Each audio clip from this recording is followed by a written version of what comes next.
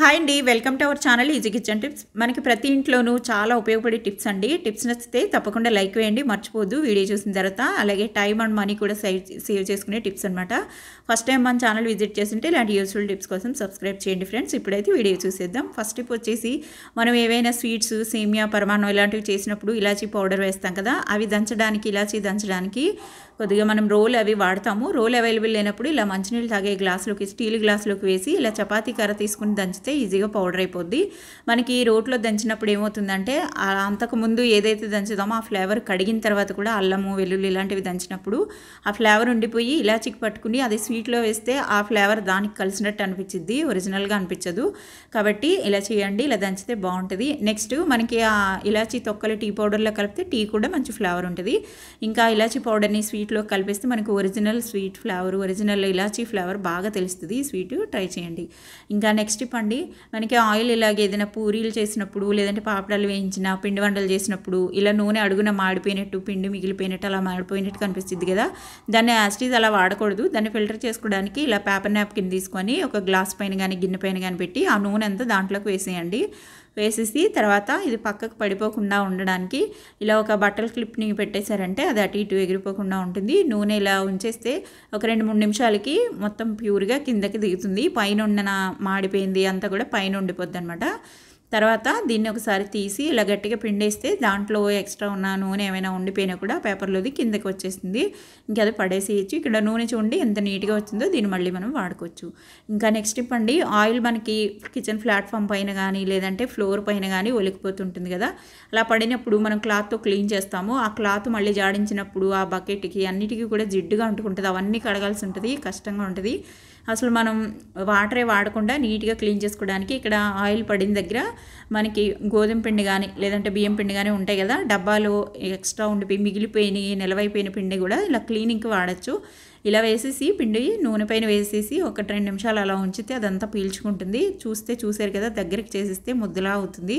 దాన్ని ఇలా కొబ్బరి చెప్పులోకి కానీ ఏదైనా గిన్నెలోకి కానీ తీసుకోండి.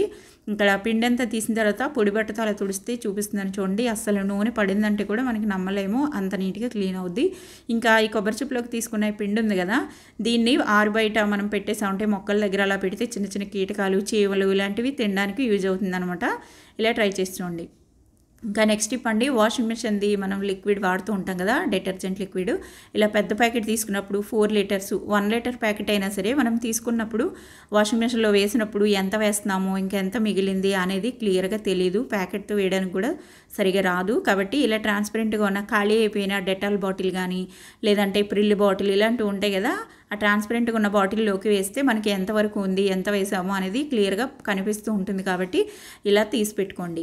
ఇంకా నెక్స్ట్ ఇలా గిన్నెలోకి కొద్దిగా 1-2 టీ స్పూన్ల దాకా కూరల్లో వేసే ఉప్పు ఉంటుంది కదా, అది తీసి పెట్టుకోండి.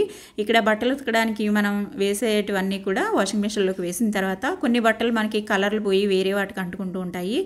అలాంటి ప్రాబ్లం ఉన్నప్పుడు, లేదంటే ఈ వర్షాకాలం అయితే మనకి జెంట్స్కి ప్యాంట్లకి ఇక్కడ యాంకిల్ దగ్గర అంటుకుంటూ ఉంటుంది, మురికిలా అంటుకుంటూ ఉంటుంది కదా, బందలాగా అలాగా, అది ఆ మరకల్ని కూడా వదిలించడానికి ఇది యూజ్ అవుతుంది. ఇక్కడ వాషింగ్ మిషన్లో మనకి వేయాల్సిన సర్ఫ్ కానీ లిక్విడ్ సోప్ కానీ వేసి ఇలా తీసుకున్న సాల్ట్ తీసుకొని దాన్ని 2 టీ స్పూన్ల దాకా వేసేయండి. వేసేసి నార్మల్గా వాషింగ్కి ఆన్ చేసేయండి. ఇక్కడ ఉతికిన తర్వాత మనకి బట్టలు అయితే చాలా నీట్గా వదులుతాయి. అలాంటి మరకలు ఉన్నా కూడా వదిలేస్తుంది అనమాట. మట్టి అయిన మరకలు ఇలాంటివన్నీ వదులుతాయి. అలాగే మనకి కొత్త బట్టలు వాష్ చేసేటప్పుడు కూడా మిషన్లో సాల్ట్ వేస్తే కలర్లు పోకుండా ఉంటాయి. నెక్స్ట్ ఒకదానికి ఒకటి కలర్లు అంటుకోకుండా ఉంటాయి. ఈ టిప్ చాలా యూజ్ అవుతుంది, ట్రై చేయండి. ఇంకా నెక్స్ట్ టిప్ అండి, ఒక గిన్నె తీసుకొని దాంట్లోకి 1 గ్లాస్ వరకు నీళ్లు తీసుకోండి. నెక్స్ట్ ఇలా మనకి కర్పూరం బిళ్ళలు ఉంటాయి కదా, దాన్ని ఇలా చేతితోటి 2-3 తీసుకొని మ్యాష్ చేసి కలుపుతున్నాను. ఇవి 2 నిమిషాలు ఇలా ఉంచేసి ఆ వాటర్ని తర్వాత బాగా కలిపి నెక్స్ట్ మనం ఒక బాటిల్లోకి వేసి పెట్టుకోవచ్చు. నేను డైరెక్ట్గా చూపిస్తున్నాను. మనకి మిగిలిపోయిన వాటర్ని బాటిల్లోకి వేసి పెట్టుకోవచ్చు. ఇలా మన క్లాత్ కానీ లేదంటే ఇలా నాప్కిన్ కానీ గట్టిగా పిండేసి నీళ్ళలో ముంచి, మనకి కిచెన్లో పని అంతా అయిపోద్ది కదా, డే టైం కానీ నైట్ టైము లైట్ ఆఫ్ చేసే ముందు కానీ ఒకసారి ఇలా కిచెన్ ప్లాట్ఫామ్ పైన తుడిచేసి స్టవ్ దగ్గర అంతా తుడిచేస్తే మీకు చిన్న చిన్న దోమలు కానీ లేదంటే బల్లులు, కాక్రోచెస్ ఇలాంటివి రాకుండా ఉంటాయన్నమాట. అలాగే మనకి డే టైం అయితే దోమలు వాలటం, ఈగలు వాలటం లాంటి ప్రాబ్లం లేకుండా ఈ స్మెల్కి మనకి చాలా ఫ్రెష్గా అనిపించుద్ది కిచెన్లోకి రాగానే. అలాగే మనకి హైజీనిక్గా మెయింటైన్ చేసినట్టు ఉంటుంది అనమాట. ఇక్కడ నైట్ టైం అయితే ఖచ్చితంగా మనకి స్టవ్ని క్లీన్ చేశాక ఈ వాటర్ తోటి ముంచేసి క్లాత్ తోటి ఇలాగా స్టవ్ పైన అంతా తుడిచేసి స్టవ్ కింద కూడా మనం ఇదే వాటర్తో ఒకసారి క్లాత్ తుడిచేస్తే కాక్రోచెస్ లాంటివి స్టవ్ దగ్గరికి అలాగా రాకుండా ఉంటాయి, బల్లులు ఇలాంటివి ఏమీ రాకుండా ఉంటాయి. ఇలా ట్రై చేయండి, చాలా హైజీనిక్గా ఉంటుంది. ఈ వాటర్ మిగిలిన వాటర్ని బాటిల్లో వేసుకుని డైలీ మనం ఇలా తుడవడానికి వాడుకోవచ్చు. చూసారు కదా ఈరోజు టిప్స్ అయితే చాలా యూజ్ఫుల్ టిప్స్ అండి, మీకు యూజ్ఫుల్ అవుతాయని అనుకుంటున్నాను. టిప్స్ నచ్చితే లైక్ వేయండి.